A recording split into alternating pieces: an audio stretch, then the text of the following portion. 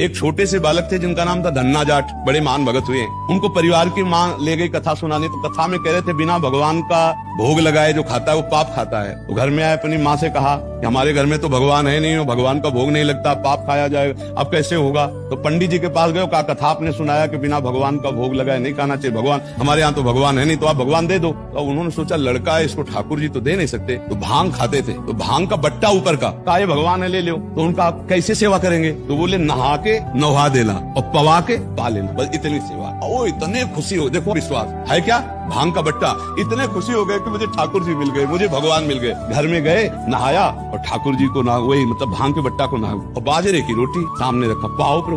वहाँ प्रभु कहाँ, एक दिन हो गया। तो उन्होंने सोचा हमारे पास कुछ है नहीं लगता, पंडित जी के पास खीर पुआ सब सामग्री थी तो ठाकुर जी पाते, वो बिल्कुल ठाकुर जी मान रहे। दूसरा दिन हुआ फिर वही बाजरा, तीसरा दिन हुआ फिर वही बाजरे की रोटी। तो वो रो रो करके ऐसे भांग का बट्टा पकड़ा, कहने लगे